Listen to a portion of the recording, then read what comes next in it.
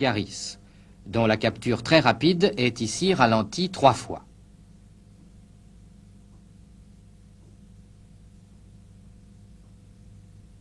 La détente des tentacules préhenseurs est encore plus explicite sur cette image. Ces bras musclés, normalement repliés dans des poches sous-oculaires, s'allongent et peuvent atteindre en extension une longueur de 20 cm.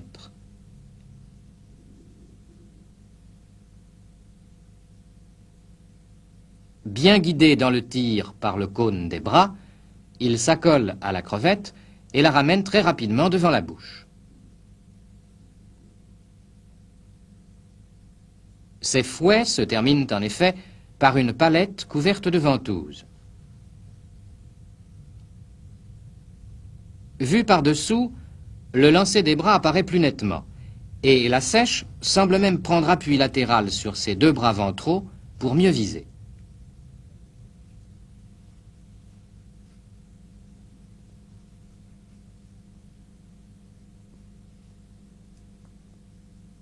Une capture de crabe, pourtant de belle taille, n'offre plus de difficulté. Et si la prise se fait toujours par l'arrière, les ventouses des bras sont suffisamment puissantes pour l'immobiliser et permettre ainsi un repas qui s'avère rapide.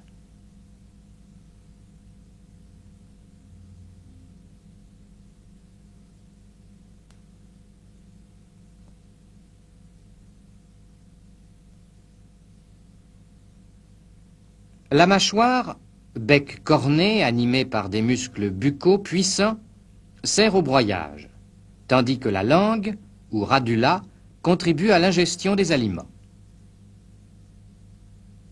Mais bientôt, les seiches montrent une agitation, un trouble de comportement. La maturité sexuelle est atteinte et le mâle a pris sa livrée nuptiale.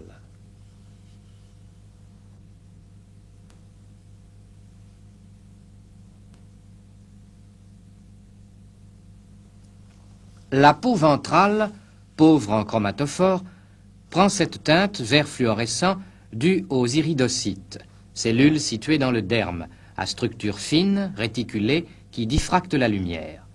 Si les zébrures existent encore, la dispersion de tous les pigments chromatiques, orange, jaune et noir, donne aux bras cette couleur exceptionnelle.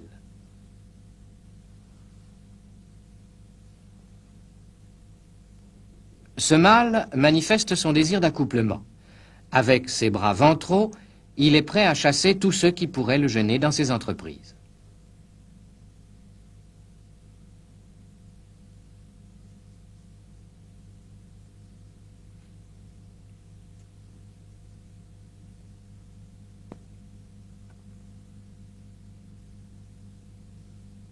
Il vient caresser, toujours avec ses bras ventraux, une femelle qui semble consentante.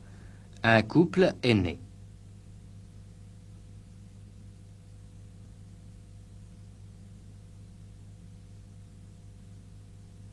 Ces périodes d'excitation sont entrecoupées de périodes calmes, où le mâle retrouve la coloration neutre, pigments de la tête et du dos admis étalés.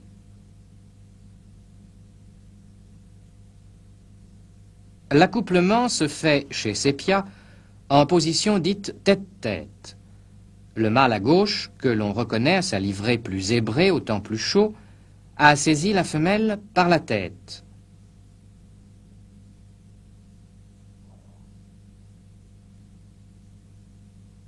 Les bras dorsaux passent au-dessus des yeux et la maintiennent solidement. Les bras latéraux, deuxième paire, passent en dessous des orbites et ceinturent les bras de la femelle, limitant ainsi ses déplacements latéraux. Les bras de la troisième paire remontent de chaque côté de la tête de la femelle et s'accolent sous l'orbite.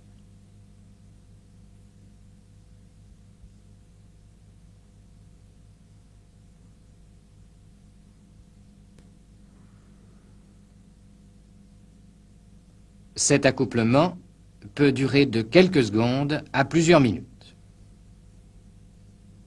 En position identique, mâle en bas, femelle de face, nous constatons une certaine contraction, un effort produit par le mâle, alors que la femelle semble chercher à se libérer.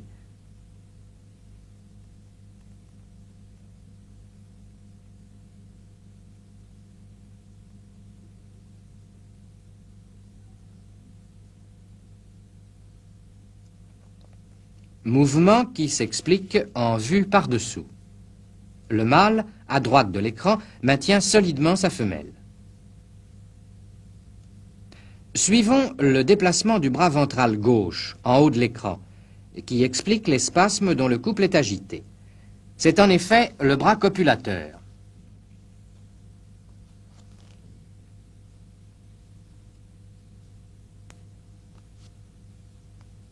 Avec sa partie moyenne, il vient prendre le sperme amené par l'entonnoir et l'introduit entre les bras de la femelle.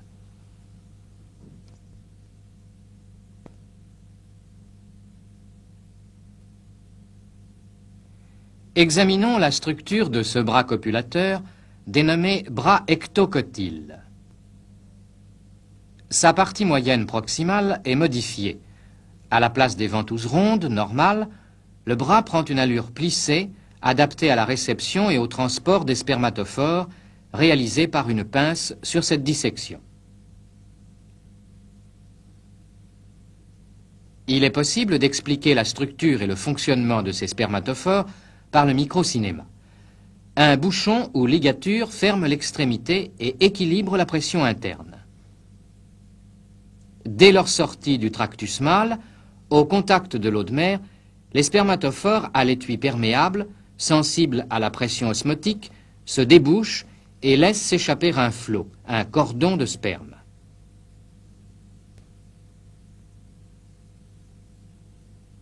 La sortie en est régulière, limitée par les circonvolutions du tube éjaculateur.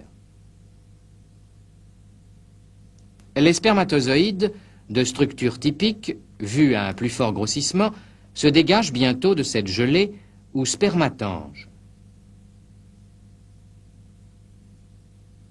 Revoyons un autre accouplement par-dessous.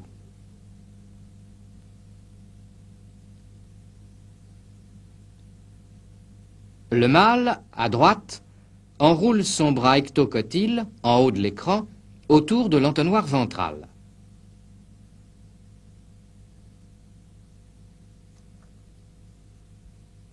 Les spermatophores que l'on aperçoit sont poussés entre les bras de la femelle dans un repli buccal ou bourse copulatrice où ils sont mis en réserve. Après plusieurs apports de spermatophores, la femelle parvient à se libérer. La ponte peut commencer de quelques heures à quelques jours après l'accouplement. Expliquons par la dissection ce qui se passe chez cette femelle. L'ovaire, occupant toute la partie postérieure, égrène ses ovocytes au fur et à mesure de leur maturation.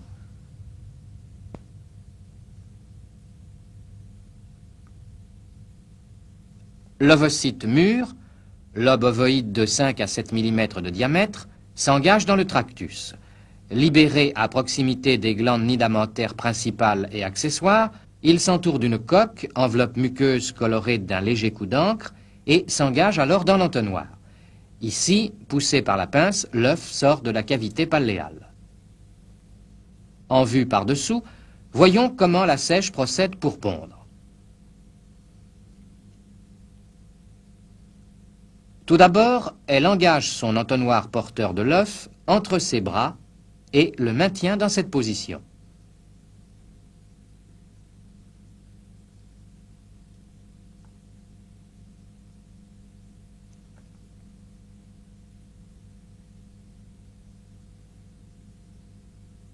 On devine la coloration noire de la coque entre les ventouses des bras ventraux.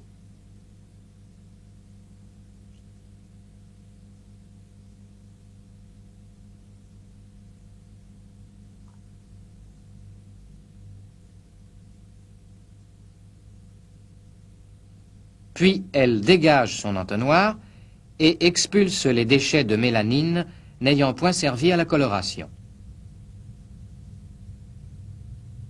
Enfin, elle se libère de son œuf par la ponte.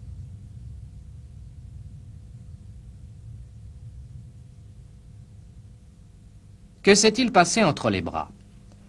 L'œuf, maintenu si longtemps, est fécondé au passage. On aperçoit d'ailleurs les spermatophores mis en réserve dans le repli buccal, dont le détail apparaît mieux sur ce plan fixe.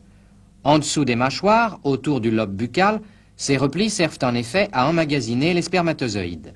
La fécondation de l'ovocyte se trouve donc réalisée par passage au travers des membranes. Reprenons notre femelle en vue ventrale. L'entonnoir laisse s'échapper l'encre en surplus et la sèche, les bras tendus, étirés au maximum vers l'avant, pointés vers une place libre, va déposer son œuf.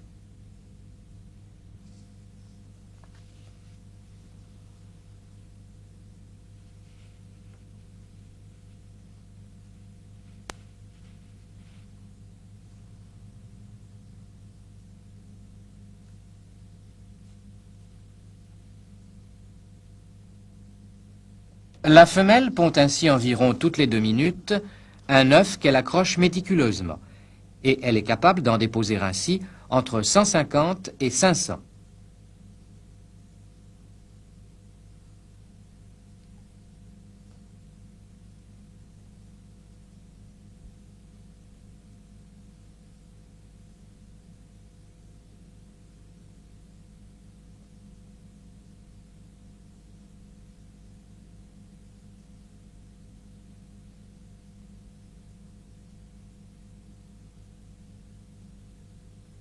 Elle s'assure par un jet d'eau de la place disponible et vient entrecroiser ses tentacules comme des doigts entrelacés pour nouer l'œuf sur son support.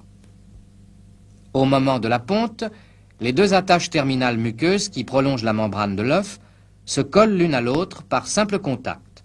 Cette boucle se solidifie très rapidement et ce sont de véritables ligatures élastiques qui maintiennent les œufs.